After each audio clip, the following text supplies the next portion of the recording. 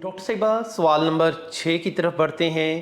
حضرت موسیٰ علیہ السلام جب کوہ طور پر پہنچے تو ان کے ساتھ کون سا عظیم الشان واقعہ پیش آیا، اور پہاڑ پر کس طرح اللہ تعالیٰ نے تجلی کی اور ان سے پہلی مرتبہ ہم کلام ہوئے؟ فلما قضى موسى الأجل وسار بأهله آنس من جانب الطور نارا قال لأهلهم كثوا إني آنست نارا لعلي آتيكم منها بخبر أو جذوة من النار لعلكم تصطلون فلما أتاها نودي من شاطئ الوادي الأيمن في البقعة المباركة من الشجرة أن يا موسى إني أنا الله رب العالمين۔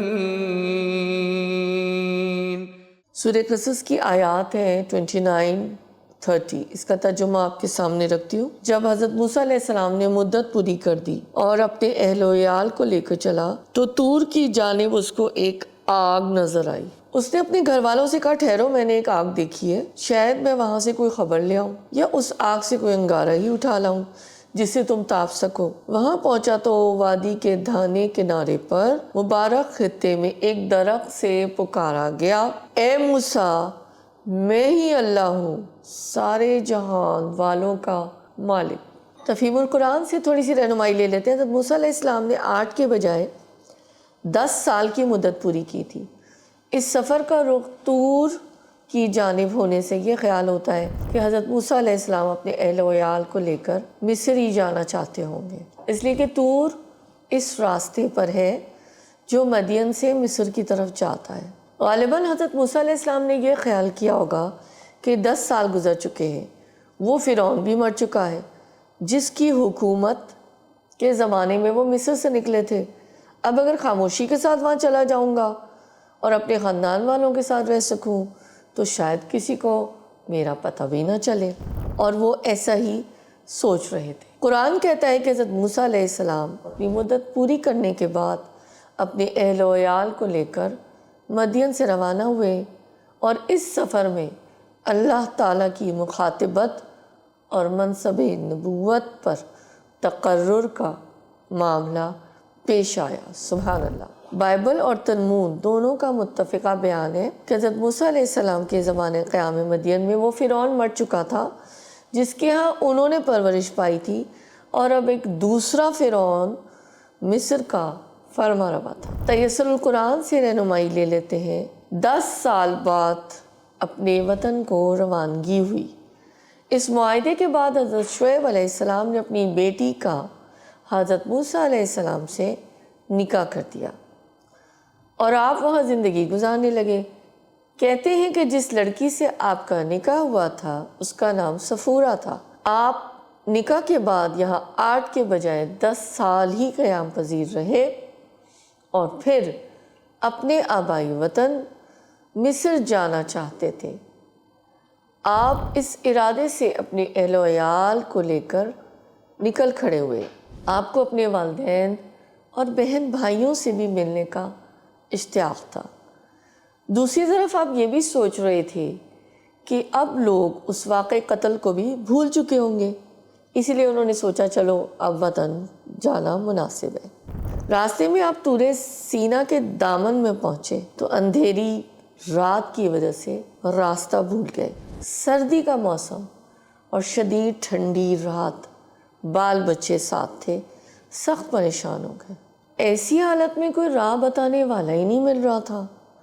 آخر دور سے انہیں ایک آگ نظر آئی جسے آپ نے غنیمت سمجھا اور خیال کیا کہ ضرور نہ ضرور وہاں کوئی آگ جلانے والا تو ہو گئی۔ لہٰذا آپ نے اپنے اہل و عیال سے کہا تم لوگ ذرا یہاں ٹھہرو، میں اس آگ کے قریب جاتا ہوں، اگر کسی نے راستہ بتلا دیا تو فبہا، ورنہ کچھ آگ کے انگارے ہی لے کر آ جاؤں گا، تاکہ آپ لوگ اسے سیکھ سکیں۔ قصہ آگے بڑھاتے ہیں۔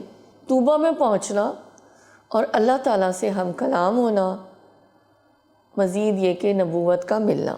یہ آگ نہیں تھی، نہ اس میں دھواں اٹھ رہا تھا، بلکہ یہ اللہ کا نور تھا جس نے ایک درخت کو اپنی لپیٹ میں لے رکھا تھا، اور اس آگ یا نور کے درمیان یہ سرسبز درخت لہلہا رہا تھا۔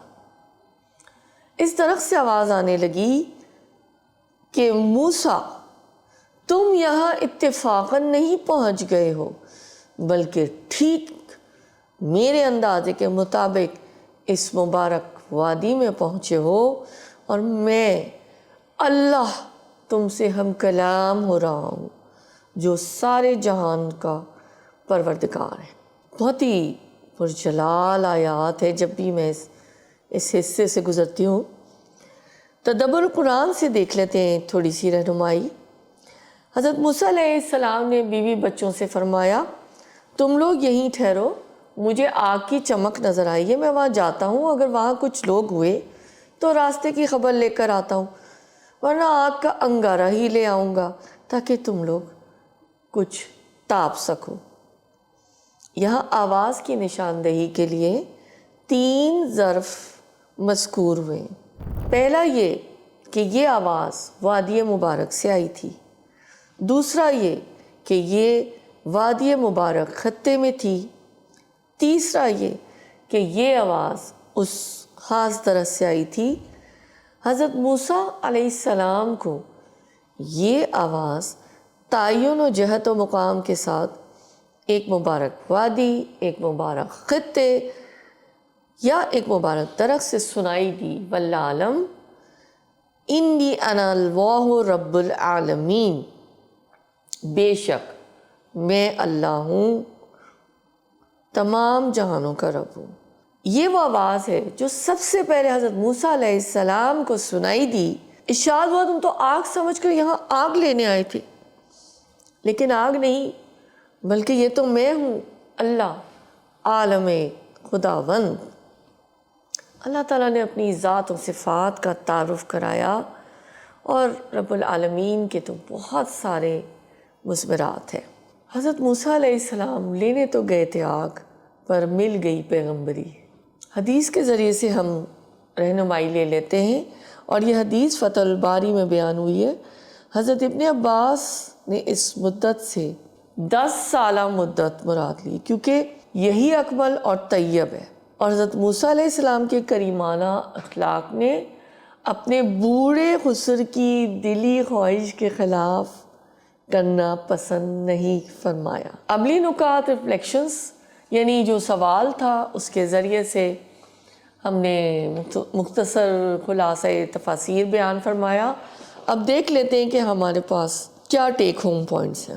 سب سے اہم بات تو یہ ہے کہ حضرت موسیٰ علیہ السلام اللہ تعالیٰ سے ہم کلام ہوئے، آپ کو نبوت ملی، اور آپ کا لقب ہمیں پتہ ہے کلیم اللہ ہے، اور آپ وہاں اندازے سے نہیں پہنچے تھے، بلکہ آپ کو وہاں پر بلایا گیا تھا۔ پھر ایک اور بات جو میں یہاں پر آپ کے سامنے رکھنا چاہوں گی کہ ایمان کے جو لیولز ہوتے ہیں، ہم پہلے بھی اپنی مجھ کے قرآن سیریز میں اس پہ بات کر چکے ہیں کہ ایک تو دیکھیں ہمیں پتہ ہے نا حق الیقین ہے، حق کیا ہے اس کا یقین ہونا، پھر دوسرا علم الیقین لیول ہوتا ہے، اور تیسرا عین الیقین ہوتا ہے۔ عین الیقین وہ درجہ ہے جو کہ سوائے انبیاء اور رسولوں کے کسی کو نہیں ملتا، کیونکہ وہ آنکھ سے اپنے نا وہ چیزیں دیکھ لیتے ہیں۔ جیسے رسول اکرم صلی اللہ علیہ وسلم معراج کے موقع پہ ان کو عین الیقین دیا گیا، تو علم الیقین اور بھی پختہ ہو جاتا ہے، اور حق جو ہے، جو اللہ ہے، اللہ تعالیٰ ہے، اور یہ جو سارا جو سسٹم اور کائنات ہے وہ تو اپنی جگہ موجود ہی ہے، جس کا یقین دلانا ان طریقوں سے بھی ہوتا ہے۔ یہی معاملہ جس کو میں علم یقین کو اور پختہ کرنے کے لیے کہہ سکتی ہوں عین الیقین کی ایک صورت کہہ سکتے ہیں، حضرت موسیٰ علیہ السلام کے ساتھ اللہ تعالیٰ سے کلام کی صورت میں وقوع پذیر ہوا۔ سبحان اللہ، اللہ تعالیٰ ہمیں بھی علم الیقین عطا فرمائے۔ ایک اور نقطہ بڑا خوبصورت، بڑا لطیف ہے۔ دیکھیے، کہنے کو ایک یہ ڈائلاگ ہمیں نظر آتا ہے نا کہ حضرت موسیٰ علیہ السلام اپنے گھر والوں سے فرماتے، ٹھہرو میں نے ایک آگ دیکھی ہے، شاید میں وہاں سے کوئی خبر لے آؤں یا کوئی آگ سے انگارہ ہی اٹھا لاؤں جس سے تم بھاپ سکو۔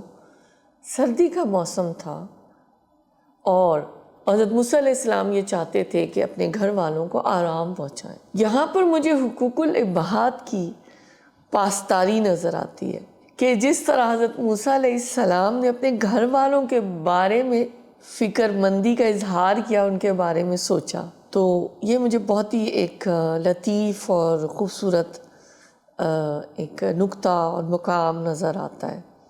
اور اس کے علاوہ آپ یہ دیکھیے کہ ایک اور پوائنٹ میں نے یہ سوچا ان آیات کے حوالے سے کہ ایک مومن کی جو ایک بڑا زبردست وصف ہوتا ہے ایفائے عہد کی پاسداری، وہ بھی حضرت موسیٰ علیہ السلام کے کریمانہ اخلاق سے نظر آتی ہے۔ جو آپ کے بوڑھے سسر حضرت تھے، انہوں نے کہا تھا دیکھو اگر تم چاہتے ہو کہ میں اپنی بیٹی کا نکاح تم سے کروں تو تم 8 سے 10 سال کی مدت انہوں نے رکھی تھی، لیکن آپ نے، جیسے ہم نے فتح الباری کی حدیث بھی ابھی ملاحظہ فرمائی آپ لوگوں نے، کہ آپ نے 8 نہیں 10 سال کی ہی مدت پوری کی۔ تو یہ مجھے ایسا لگتا ہے کہ جو ایک قرآن کی ہی ایک ٹرم ہے نا، جو احسان کی روش ہوتی ہے، کہ نیکی سے ایک درجہ جو بڑھ کر ہوتا ہے نا، احسان جو قرآن کا ٹرم ہے، وہ مجھے یہاں پر نظر آتا ہے۔